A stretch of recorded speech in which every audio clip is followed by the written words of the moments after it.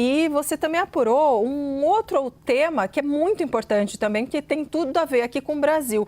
Você apurou que o secretário de Estado americano, Marco Rubio, falou com o ministro brasileiro das Relações Exteriores, Mauro Vieira, sobre a situação das Big Techs na reunião que eles tiveram ontem em Washington. Como é que foi essa abordagem?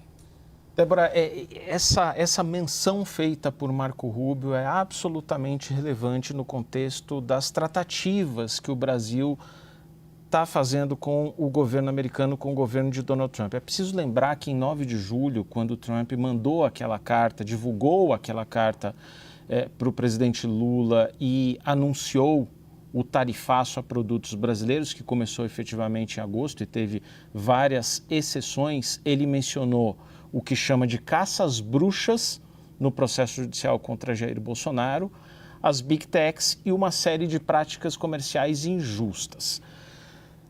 O próprio Trump já havia deixado de citar o nome de Jair Bolsonaro, de falar sobre o processo em encontros ou conversas anteriores com Lula, não fez. Ontem também Marco Rubio não falou em Jair Bolsonaro.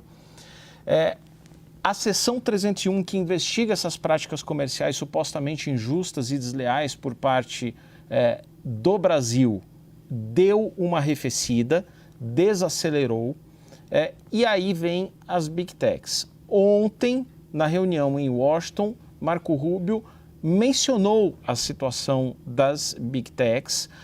Eu não tenho detalhes de exatamente o que foi falado, mas é importante a gente parar para avaliar o que aconteceu desde aquele 9 de julho. Houve pelo menos 3 decisões ou iniciativas francamente desfavoráveis às gigantes de tecnologia acontecendo aqui no Brasil.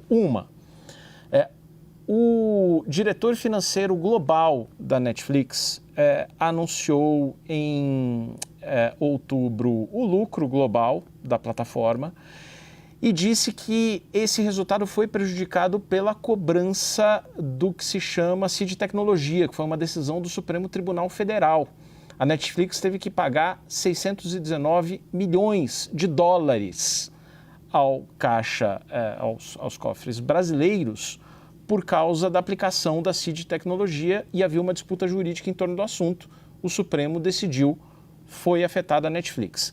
Segundo ponto que a gente precisa prestar atenção, a aprovação do projeto de lei, o PL do streaming, pela Câmara dos Deputados.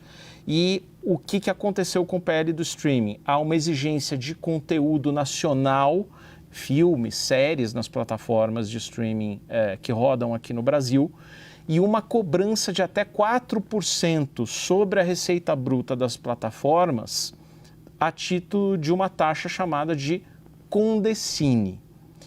E, em terceiro lugar, o governo brasileiro enviou um projeto de regulação econômica das Big Techs, que já estava em discussão pelo Ministério da Fazenda, não é regulação de conteúdo, é regulação econômica, amplia os poderes do CAD para reforçar a concorrência nesse setor, mandou para o Congresso Nacional. A gente teve recentemente, muito recentemente, a designação do relator, Aliel Machado, deputado do PV do Paraná, para a relatoria do projeto, e ele começou a andar. 2 entidades que reúnem empresas de tecnologia aqui no Brasil, a Câmara e a INET, e o Conselho Digital, disseram ver muitos problemas nesse projeto, se manifestaram desfavoravelmente. Ou seja, a gente tem um contexto ali, que eu citei 3 iniciativas, projetos, decisões que não são bem vistos pelas Big Techs americanas, que aconteceram de 9 de julho para cá, ou seja, depois daquela carta de Donald Trump. E aí você casa isso com a informação de que Marco Rubio levou o assunto, não tenho a informação se ele mencionou esses 3 pontos, mas mencionou de forma geral Big Techs a Mauro Vieira, e aí isso mostra que esse assunto é valorizado pelo governo de Donald Trump, e se o governo brasileiro quiser chegar a um acordo efetivo acabando com o tarifaço, seja um acordo provisório que Mauro Vieira mencionou, seja um acordo definitivo, muito dificilmente vai ter como escapar desse assunto, Débora. importantíssima essa sua apuração, especialmente porque essa questão é uma questão cara também ao Brasil. E se é um ponto fundamental, porque ninguém menciona, numa reunião como essa, ninguém menciona por acaso, ninguém traz à tona esse assunto por acaso. Então, a gente vê a importância que tem e é importante para o Brasil também.